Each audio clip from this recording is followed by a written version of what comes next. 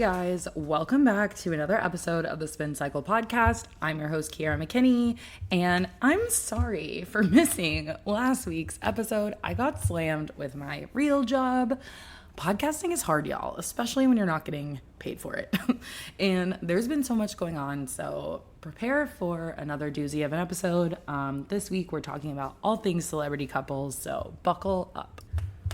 First, obviously, we have to talk about what's on everybody's mind, which is Taylor Swift and Travis Kelce. So let's go back to July. July 7th, the night that Speak Now, Taylor's version, came out, Taylor performed in Kansas City at Arrowhead Stadium, where the Kansas City Chiefs play. Somehow he was able to make contact with her, and Andy Reid claims to have set them up, but I'm pretty sure that's a joke. He then, of course, extended the invitation for her to come watch him play since she already, quote, rocked the stage in Arrowhead. He invited her to come watch him do the same. So on Saturday, I received word from one of my friends and followers that Taylor was going to be in attendance at the Chiefs game. And at first, I really didn't know what to think about this. But I thought it could be true because we've seen her all over town recently, including with Sophie Turner, but we'll get to that later. And I was watching the Cowboys suck against the 0-2 Cardinals when, lo and behold, they panned to Taylor at the Chiefs game. Apparently, she rode with the family on the way to the suite and sat with them, and then afterward traveled with Travis, as everybody saw on Dumois, in his purple Chevelle to a private rooftop dinner where they drank and ate and danced and had a fun little icebreaker night alone. Well, not alone. His team and family were there too. At first, I really didn't know what to think of this, and I'll be honest, I'm not a huge fan of Travis Kelce. I much prefer Jason. But there are a few things I like about this. Number one, I like that it's a divergence from her typical type. He's larger. He's not British. He's not a musician. He's not an actor. He's not brooding. All these things. I like that he's goofy.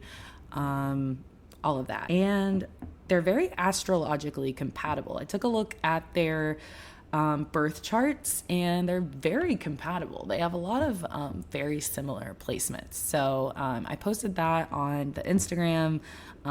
So go take a look there. They're also nearly the exact same age. He is a Libra, born in October 1989, and of course we all know that she is a Sagittarius, born December 1989. Sources say that she likes that he really put in an effort and pursued her, which totally makes sense. I'm sure that as a celebrity as big as she is, she probably isn't used to being pursued that way. I'm sure men are kind of scared of her.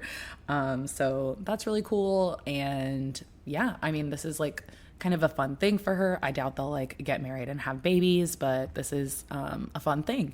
I will say that I am somewhat exhausted by every time Taylor Swift steps out with a new guy. It's I don't know, 9/11. It seems like it's always kind of blown out of proportion in a way. And that kind of brings me to the next person I'm going to talk about, which their dating life is similarly blown up, but not to the same degree.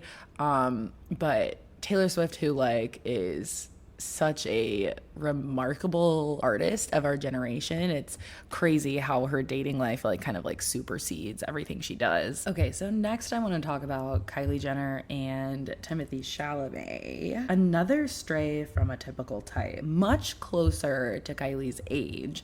Timothée Chalamet is only about 18 months older than her. Travis Scott is 32 to Kylie Jenner's 26. Kylie and Timothée were first seen together in January, I believe, at a fashion show. And then they were first rumored to be together in April when her Benz was parked outside his house, which is super strategic, by the way. They weren't confirmed to be together until this month when they were spotted making out at Beyonce's concert on her birthday, which is crazy, in my opinion. So at the B-Day LA. I just have to pause here and say that it's so interesting to compare these two like hard and soft launches of relationships between like Taylor's hard launch of just like popping up randomly at Travis's game versus Kylie kind of like teasing her relationship with Timothy for months. Both of them kind of like leaked some information to the press a little bit beforehand, but still like Taylor was much more tight-lipped about Travis before showing up at that game than Kylie was, like strategically parking her car outside his house like months before actually like purposefully being seen with him. Yes, they were spotted together like in France or something when they were like spotted like on a smoke break with his sister, if you recall, over the summer, but that was like a total accident. They were like packed together and they were like super blurry photos, and they were just kind of like standing next to each other. It was nothing scandalous or anything. But yeah, totally different approaches and very, very interesting in my opinion. I don't know. What do y'all, I really want y'all's opinion on like which approach is more, I don't know, like calculated? Is it like, what seems more contrived to you? Is it like just like popping up with the fam, or is it like the parking the car outside the house and then like showing up on Beyonce's birthday and like making out with your man that everybody like knew was your man but had not seen you with? I'm so curious. Unlike Taylor and Travis, Timothy and Kylie are not super astrologically compatible, as Kylie is a Leo and Timothy is a Capricorn, and that is very much not a match. I didn't do as deep of a dive on the rest of their compatibility though, which I guess I should. Hold on a second. Okay, I mostly stand by what I said. I will say that they both have water moons, and they both have Earth Mercuries. So, you know, it could last a little bit. But Timmy has a shit ton of Capricorn in his chart, and to me, that's a red fucking flag. I'm really interested to see if we'll get pictures of Kylie with her children and Timothy anytime soon. We haven't seen any of that yet. We've only seen Kylie and Timothy together a lot in a short amount of time, but none including the children yet. So stay tuned, stand by for a little blended family. Okay, so moving on from new relationships to ending relationships, we've got to revisit Joe Jonas and Sophie Turner. This shit just still makes no sense. I feel like it's been a couple weeks and we haven't gained any clarity. It just keeps getting murkier. So what we have figured out is that Joe and Sophie moved to London together in March of this year. So seemingly things were going fine in March. And then they had some sort of argument in August and tried to smooth things over. And then Sophie learned through the media, allegedly, that Joe was preparing to file for divorce. Then they allegedly tried to smooth things out again. And I guess they agreed to keep the kids in NYC / on tour with Joe until Sophie was done filming. Then things all came to a head. Joe filed for divorce. And then Sophie came home, tried to take the kids back to their home in London with her. Joe wouldn't turn over the passports, and that's when she filed a lawsuit claiming that Joe was illegally holding her kids in New York. But I guess according to US law, you can't actually like leave the country with the kids when you're filing for divorce. Like in the midst of divorce proceedings, you can't leave the country with kids. So since they're like dual citizens, they actually have to remain in the country. So they have temporarily agreed to keep the children in New York until the divorce is final. All the while, Sophie has been photographed with Taylor Swift multiple times, and apparently Taylor has hosted Sophie at her home for a girls' night in as well. So Sophie's been blowing off some steam. There has seriously been something going on. She has been needing to lean on friends. But also, Sophie has been photographed with Joe out with the girls eating lunch. So all that to say, everything is very murky. Like I said, we don't know what the hell is going on with them. We don't know what caused this, but it seems like it was very abrupt. It doesn't seem like this was like a slow burn or like they've been having problems for a long time. It seems like there was like a kind of like a breaking point in the marriage, and things kind of crumbled really quickly. So I'm definitely morbidly curious to find out what it was, but kind of no matter what, I think I'm on Sophie's side just based on the way things have gone down. Still have love for Joe just because he's like my childhood crush, but I think I'm a little disappointed in him still. And I don't know, girl power, you know. I love girls supporting girls. Glad that Taylor's been there for her. Glad that her normie friends have as well. So, you know, I don't know. Oh, God, I just hate it for those little girls. They're so small, and it sucks that they like won't even really like know their parents together. And I personally know what that's like. In happy couple news, Kourtney Kardashian and Travis Barker had their baby shower this past weekend. It was, of course, Disneyland themed. And like I said on the Instagram, I am never going to get over the fact that they're Disney adults. That is so fucking weird to me that Travis Barker is a Disney adult. I think it's so bizarre. But of course, people kind of pointed out that in a photo, it seemed like you could tell that somebody wrote Baby Rocky on something. So people are speculating that that's the baby's name. But that is something that Travis had pointed out as a possible name, like back when they had announced the pregnancy. So that's like always been in contention for the names. He's liked a couple tweets of people talking about the name being Rocky, but it's also possible that it's like a nickname. Who really knows? I could also totally see them doing something completely, I don't know, out of the blue. So who really knows? But, because, okay, so in July, he said that he admitted that he liked the name Rocky 13, but acknowledged that it was a bad choice. He said Rocky George played guitar for suicidal tendencies, and 13 is just the greatest number of all time, and Rocky is the greatest boxing movie of all time. So, I don't know.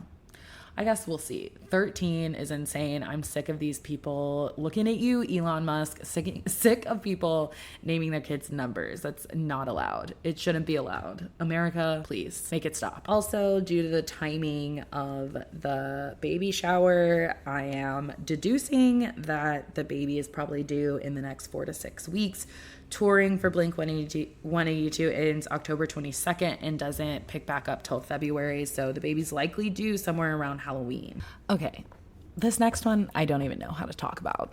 I've read so much on it, and I've read so many different opinions on it that I don't even know like what my opinion is anymore. So I'm gonna present to you the facts, and likely my opinion's gonna like go back and forth as I present them, so don't at me, okay? Don't at me.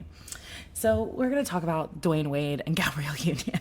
Okay. So recently, I guess on a podcast, is that right? I don't know. He was talking about when he got another woman pregnant while he and Gabrielle Union were on a break or some shit. So he fathered a child, his son Xavier, with another woman in 2013. And so he was like trying to break up with Gabrielle to cover up the fact that he like got another woman pregnant, and he just like didn't want to tell her. So he says, I tried to pussyfoot around it. I tried to break up with her. Oh yeah, it's with Shannon Sharp on his Club Shay Shay podcast. He says, He said to her, hey, things have been bad lately. We've been having a little distance in our relationship anyway. I tried all of that and she kept showing up. And people on Twitter are basically like, why does Dwayne Wade keep telling us about their relationship? Because like we all used to think they were super cute and then they keep just like telling on themselves. Like, for example, in June, I think it was, they told us that they split everything 50-50, which, listen, I don't have a problem with that when it comes to like two equally famous people, especially if they like make equal amounts of money or whatever, you know, whatever. I think in like normal relationships, when a man typically makes a lot more money, for example, in my marriage, my husband makes, I am not exaggerating, 5 times what I make, I do expect him to pay for everything. So yeah, but if you're both celebrities and you're both making like a shit ton of money, whatever, sure, 50-50. But anyway, he said that he one time in an argument, so this is the part that really like he told on himself about, is not the 50-50 shit. He said in an argument he quipped to her that they were in, quote, my house that I paid for. And he said, quote, my wife looked at me and said, you will never say that to me again when it's something that we share. So when they moved to LA, she said that I got half on it so that you will never say my house again. You can say that in the arena. So again, like he is telling on himself. He's telling on himself for being a dick over and over again. So like, this is what people are talking about. Like, stop talking about your relationship because people thought y'all were cute, and now you keep opening your mouth and people are learning that your relationship is actually not that cute. But like I said in the season 1 gay episode, I think it's really awesome that as a Black athlete dad, he is so supportive of his transgender daughter. Like I love that. So I do want to like re-vocalize that. But clearly he's a better dad than he is husband. But I think that's kind of I think that's kind of standard. I say this all the time, that I think that a lot of straight men can either be good husbands or good fathers. I don't always think that straight men are capable of being both good husbands and good fathers. Don't give me a 1-star review because I said that, okay? Just like look inward instead of giving me a 1-star review, okay? Thanks. Honestly, my favorite tweet about this has 0 likes and 0 retweets. But I'm going to give it a like right now. Like, it says, why did Dwayne Wade do that? Now the Twitter people about to have think pieces again. Oh, actually, here's another one with no likes and no retweets, but here I go. Like, it says, I know Dwayne Wade was punching the air. Old girl wouldn't get an abortion. Anyway, yeah, so that's the latest on that quote unquote happy couple that is giving us all relationship advice on Shannon Sharp's podcast that I think is supposed to be about sports. Hopefully they'll stop telling us about their relationship because honestly it sounds really, really sad, other than the fact that they have come together to raise Zaya in a very progressive and positive way. So I'm glad that Zaya has Gabrielle. That's good. Other than that, yikes. As always, I am begging you to follow me on at the Spin Cycle Media on Instagram. I have a lot of fun convos over there. Also new, I am now on Geneva, which is a like chat room platform. I'm the Spin Cycle over there as well. It's where we can literally just like chat about pop culture. It's not very many people right now, so I haven't been posting in there yet. I'm waiting until it becomes like big enough. So please join. It's in the link in the bio of the Instagram. I'll also put it in the show notes, but really want to be able to chat with y'all and be able to post these kinds of updates in real time and get y'all's feedback. I want to hear y'all's thoughts and be able to see y'all, be able to like chat with each other and share your opinions, etc., etc. So please join that. And tune in next week for Easter Egg Hunt, a Taylor Swift podcast. We'll be talking about, obviously, more of the Travis Kelce stuff, among other things. And as always, like, comment, subscribe, yada, yada, yada. I'll talk to you next week. I love you so much. Bye.